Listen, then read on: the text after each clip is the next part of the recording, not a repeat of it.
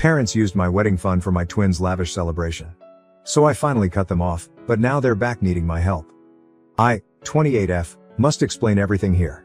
I've had this rivalry with my twin sister Emily for as long as I can remember. In my case, it wasn't just between us, but I suppose that's normal for siblings. Without even recognizing it, my parents were deliberately pressuring us into it. I was just there, and they've always treated Emily like she's something unique. I'll tell you why this occurred. Emily is precisely 12 minutes my senior. You heard correctly, 12 minutes.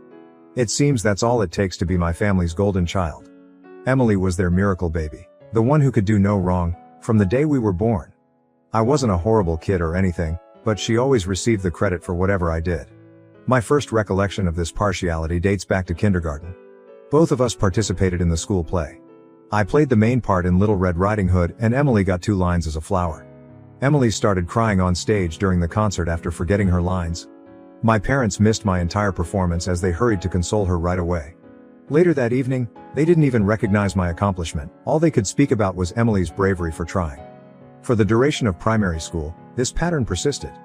Emily would be told, "Oh honey, you tried your best," if she received a C on an exam, but I would hardly be acknowledged if I received consecutive A's. I recall working on a science fair project about renewable energy for weeks in 4th grade. I conducted research, constructed models, and even spoke with regional environmental specialists. When I handed my parents the blue ribbon for winning first place, they hardly gave it a glance. Emily had a difficult day during volleyball practice, but that's still wonderful. Can we discuss this at a later time? After that, I stopped showing them my honors. The worst thing was that they made no effort to conceal their partiality. My dad used to make jokes at family get-togethers about how Emily was their firstborn and, despite the fact that we are twins, those 12 minutes somehow made her the older sister. "Emily is our responsible one. She looks after her younger sister," he would remark. I was standing there, listening to them reduce me to Emily's shadow and nothing more. Things started to have a significant psychological impact on me in middle school. I became quite driven to prove myself. I joined as many clubs as I could, including the student council, the debate team, and the math club. I was motivated to excel at everything, so I studied late into the night. Emily, on the other hand, coasted through, doing very little but somehow receiving more attention and recognition. One particular incident in particular sticks out. I was selected to compete in the state-level mathematics competition on behalf of our school in the 8th grade. I prepared for months, frequently studying until 2 or 3 in the morning. Emily had a recreational soccer match on the same day as the competition. In addition to not showing up to help, my parents didn't even inquire about how I was doing. All they could speak about when I brought home the trophy for 2nd place was how Emily needed to be cheered up because her team had lost their game. With greater stakes, high school was more of the same. I was still participating in as many extracurricular activities as I could, taking all of my AP classes, and keeping my GPA at 4.0. Emily spent much of her time at parties and barely kept up a C average. She was still the fun and social one though, and I was criticized for being too competitive and serious. The discrepancy was brought to light during our senior year. Because of my academic accomplishments, I was named valedictorian, accepted on a full scholarship to a top university, and even had an article in the local newspaper. Emily enrolled at community college after barely graduating. However, my parents bemoaned Emily's failure to get into her first choice school for the whole of our graduation celebration, which was meant to be for the 2 of us. In their address, they made no mention of my accomplishments. The pivotal moment occurred while attending college.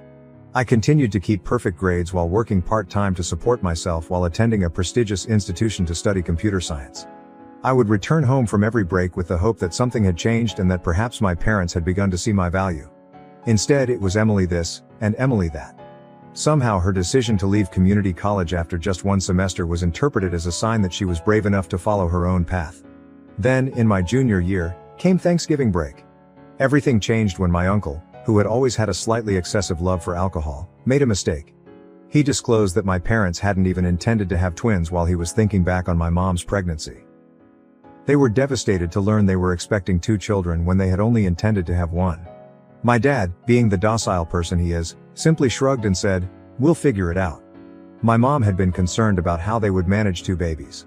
However, their method of figuring it out was to basically choose a favorite and focus all of their energy on her, which was of course, Emily, their cherished firstborn. In their minds, those pivotal 12 minutes were the difference.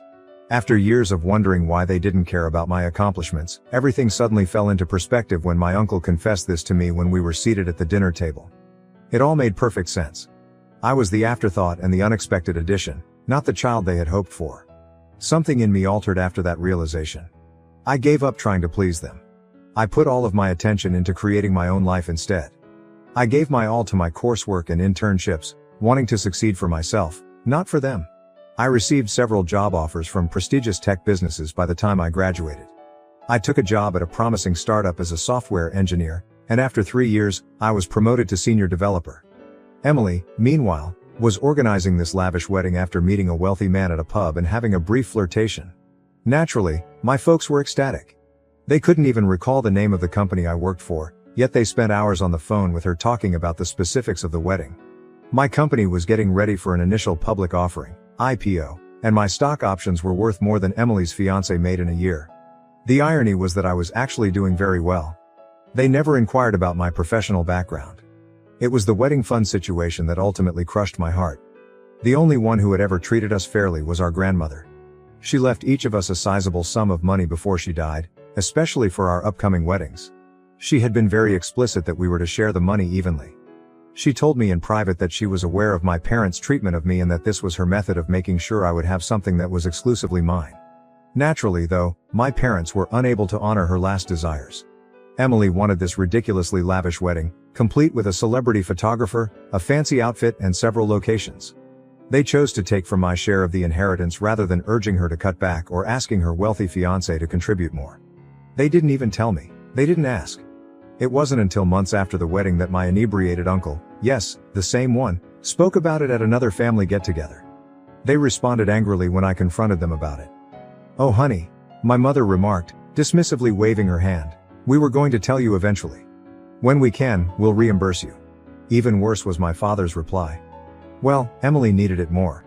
She's the conventional one getting married, and since you're so preoccupied with your work, it's unlikely that you'll even desire a lavish wedding." I felt nothing as I stood in their kitchen staring at these folks who were meant to be my parents. This deep emptiness, without any sadness or rage. They were unable to even comprehend the wrongness of what they had done. They believed that since it was for Emily, it was totally acceptable to take my inheritance without my consent. Emily had always been the focus. I returned to my flat that evening and gave my life a lot of thought. I came to see that Emily had eclipsed or completely disregarded every significant turning point, accomplishment, and proud moment. My graduation from high school. They were too preoccupied in comforting Emily over her grades. Due to Emily's difficulties at community college, my college scholarship was hardly recognized. Emily was preparing for her wedding, so she disregarded my first promotion. I did something I should have done years ago when I opened my laptop. I emailed them and said, "I am aware of the wedding fund. I am aware that, without consulting me, you used my inheritance to pay for Emily's wedding. The way you've treated me throughout my life is more important than the money. You never made an effort to conceal the reality that I was never the daughter you desired. I'm done attempting to win your affection and acceptance. I'm over being the kid you didn't want. Do not get in touch with me again unless it is to repay my money, please." I felt a tremendous weight lift off my shoulders as I pushed send, banned their numbers, and deleted them from all social media. I didn't have to worry about trying to meet Emily's standards or gaining acceptance that I would never receive for the first time in my life. It has been a life-changing year. I gave my job and personal development my all attention. My stock options are now worth more than Emily's whole wedding expenses because our company's initial public offering, IPO, was a success. I started therapy to address my childhood trauma, purchased my own home in a desirable area of the city, and formed sincere friendships with individuals who genuinely respect me for who I am. Occasionally, Emily makes an effort to connect with distant family members or mutual friends. She will write things like, "Family should stick together," or "You're still my sister." But as she saw our parents discount my accomplishments throughout the years, where was this sense of family? When she joyfully received my inheritance for her wedding, where was that? She shared our parents' complicity in everything. Some relatives have attempted to place the blame on me by claiming that I'm being too severe, that blood is thicker than water, and other such things. However, these are the same individuals who silently observed my parents' years-long favoritism of Emily. They remained silent after seeing my treatment. They are no longer able to express an opinion. It's interesting because cutting them off has made me realize who my true family is. My therapist, who is helping me see that none of this was my fault. My coworkers, who applaud my accomplishments, and my college best friend, who assisted me in moving into my new home. The ones that genuinely care about me are these. I have been offered a role as team lead at the firm I work for, which recently launched a new office in a different state. I'm making a decision for the first time in my life without considering how it will compare to Emily or what my parents will say, and it's a great opportunity. It feels amazing to be living my life for myself. Am I the jerk for cutting them off entirely? Reddit? I often question whether I'm being overly dramatic, but every time I consider the possibility of getting back in touch with them, I reflect back on all the years I spent feeling inadequate, and I know I made the correct decision. It's going to get even more complicated now, though, and I need your honest thoughts on what I should do next. Update 1. 2 weeks ago, everything changed drastically. My phone began ringing with several calls from my uncle when I was in the middle of a team meeting. My initial reaction was to ignore it because family calls always indicate turmoil, but I decided to answer it because there was something unique about receiving several calls in quick succession. He began, trembling a little. "Hey, it's Uncle Greg." I knew right away that something was amiss. He is typically the type of guy that remains positive even in the face of adversity. "I need to discuss your parents with you." I felt sick to my stomach. I knew this couldn't be good news because I hadn't heard from them in 2 years. "What's happening?" Trying to speak steadily, I asked. "They were involved in an accident. A rather poor one. They are in the medical facility." He paused, and I heard him inhaling deeply. "Their car was struck by a truck that ran a red light. Your dad is in critical condition, and your mom has several fractures. They have spent a few days in the hospital." Days. I said it again, raising my voice. "And until now, no one had the idea to tell me." He said, "They wanted me to let you know," in a calmer tone. "I believe, they want to see you, I believe. That's not all though. Their insurance is having issues." There was, of course.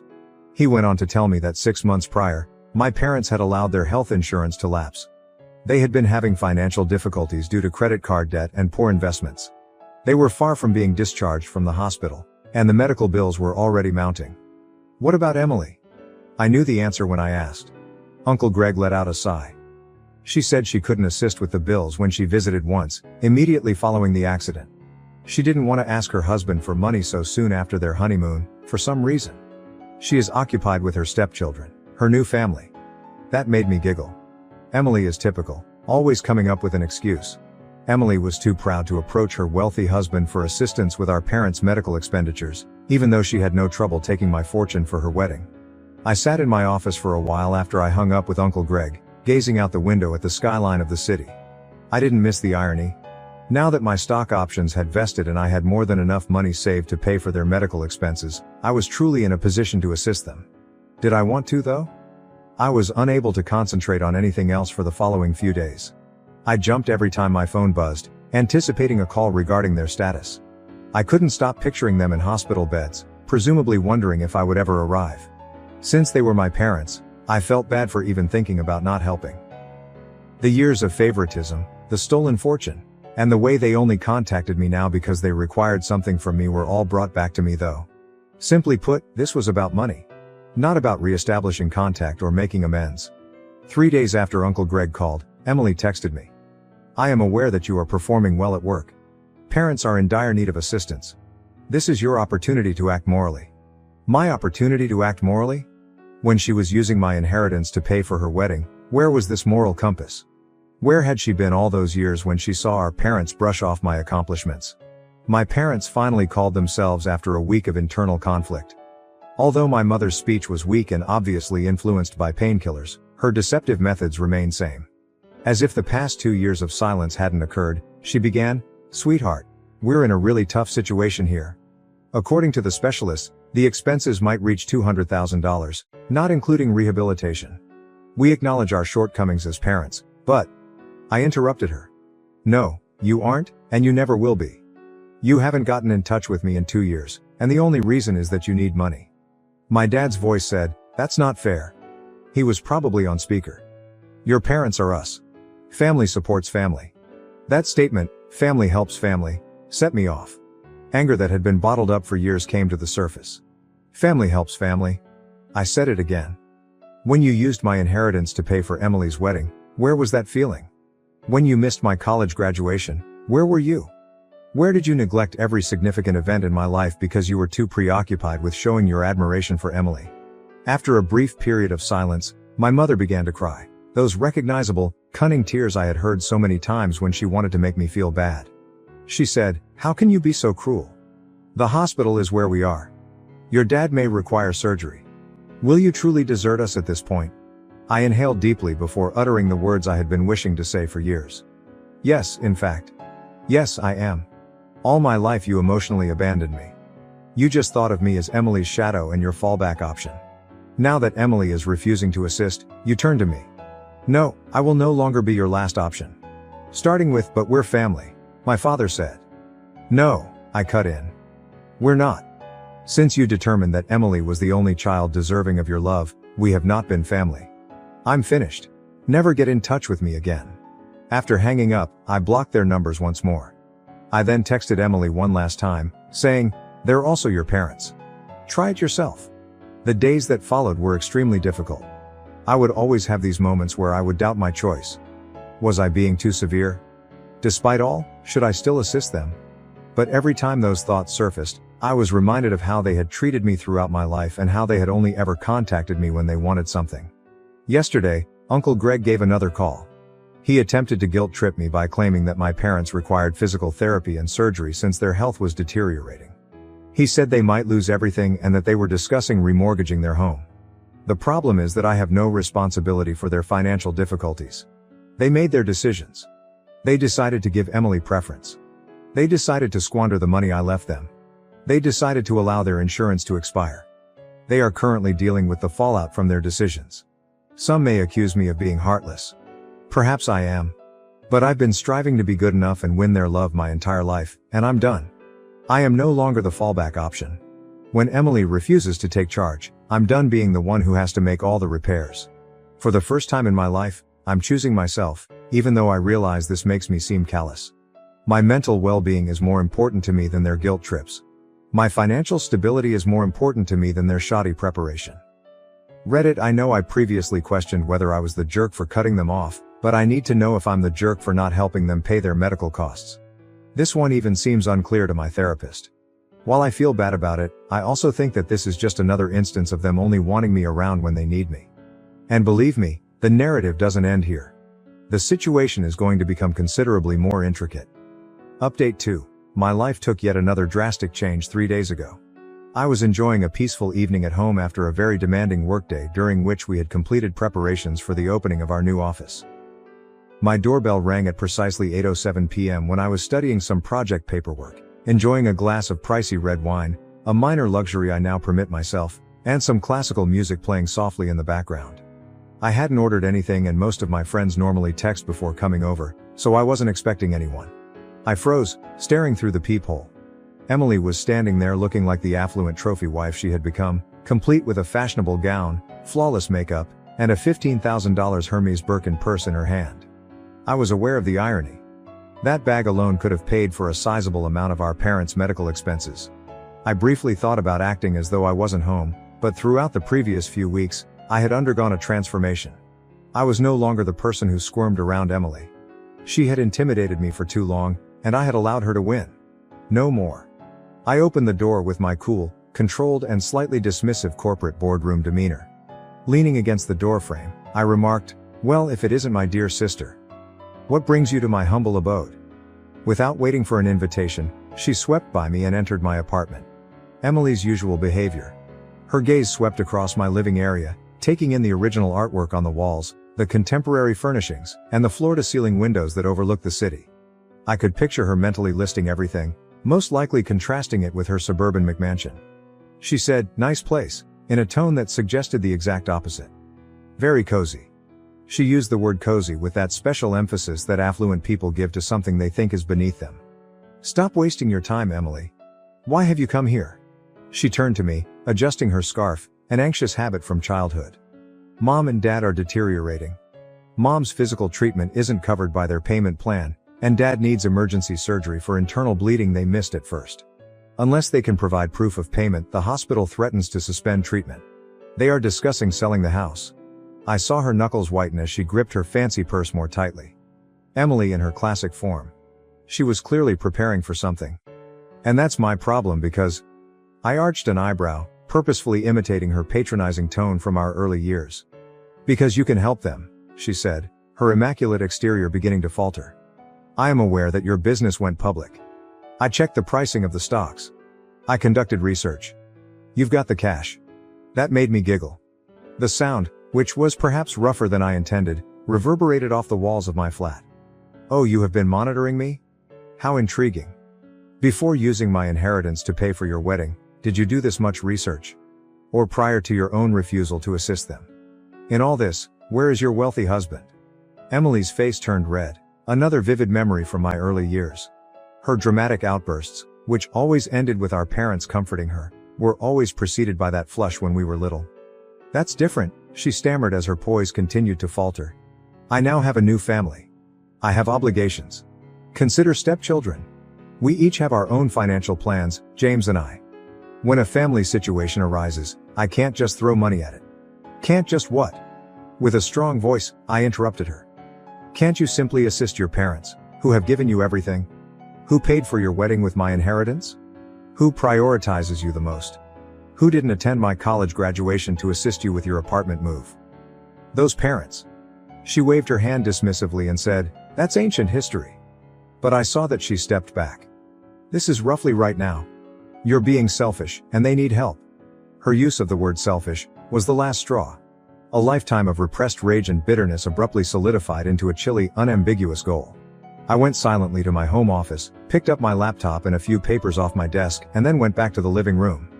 Emily, would you like to discuss money? Let's have a conversation. I rotated the screen of my portfolio dashboard in her direction. Look at these figures. My stock options are these. I'll explain it to you in words you can comprehend. This is more valuable than James, your husband, will be in 3 years. That home of which you're so proud. If I wanted to, I could pay cash for it tomorrow. As she gazed at the numbers, her face turned white instead of crimson. I went on, bringing up papers such as my investment portfolio, my pay stubs, and the most recent offers I had gotten from rival businesses. But you're a tech worker. For the first time I could recall, she stumbled, you're just a programmer. Her voice was small. Emily, I'm now a senior development director. I was making something for myself while you and your wealthy husband were playing home. I also did it without treading on anyone else, unlike you. I clicked firmly to shut down my laptop.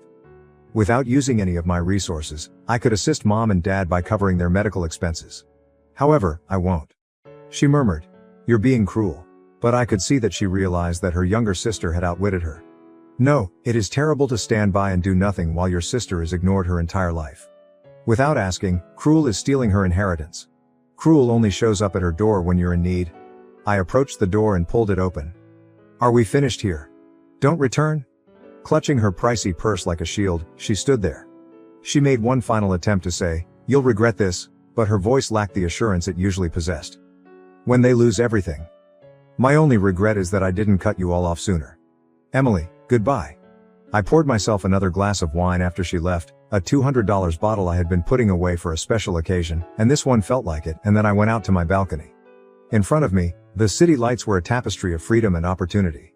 I felt totally free for the first time in my life. No more living in Emily's shadow, no more feeling guilty, no more looking for approval. My phone was inundated with notifications the following morning. Apparently, Emily had spent the night phoning every member of the family she could get through to tell them how I had changed, how prosperity had made me callous and uncaring, and how I was leaving the family when they needed me most. Uncle Greg wrote me a very long mail on karma and family responsibilities. In response, I shared a comprehensive folder with the family group chat. It included scanned copies of my inheritance documents, bank statements that revealed how my money was used for Emily's wedding, text messages from Emily stating that she would not assist with the medical bills despite her affluent lifestyle, and a breakdown of my current net worth that showed exactly how much I could contribute if I so desired. After that, the family conversation became very silent. Our cousin Angela was the only one to reply, "Holy, you actually did it, didn't you? In fact, you were successful on your own." I worked on my future plans over the course of the following few days. In another state, I accepted the promotion, which came with a bigger package of stock options and a substantial rise. The real estate agent believes my apartment will sell for a lot more than I'm asking for in this neighborhood, so I put it up for sale. I've already begun searching for real estate in my new city. This time, perhaps a penthouse. Emily sent me one last text last night, which said, "Mom's crying every night because of you." I commented, she had years to cry about how she treated me. and included a screenshot of my inheritance paperwork in my response. Her tears are no longer effective. After that, I blocked her number and all of my other family contacts. Closing the last chapter of a book I should have finished years ago was how it felt. You have been amazing during this journey, Reddit. Your encouragement made it clear to me that I wasn't alone in my feelings and that it's acceptable to put oneself above harmful family members. Your remarks served as a constant reminder of my decision-making process whenever I had second thoughts. Recently, I received a message questioning if achieving financial success was worth sacrificing my family. The truth is, though, that I didn't lose any. Folks who never treated me like family in the first place were folks I broke free from. My achievement just gave me the courage to refuse their treatment. It didn't change who I am. I want to express my gratitude to everyone who told me similar stories, gave me advice, or just confirmed how I felt. When I most needed strength, you gave it to me. I will begin looking for a home in my new city next week. A new life, a new career, and a new home. For the first time, I'm looking forward to the future without being constrained by obligations to my family. Aida. To some, perhaps. However, I've come to the crucial realization that sometimes being branded an asshole by toxic individuals is a sign that you're finally advocating for yourself. Reddit, thank you. I was able to discover my value and voice thanks to you.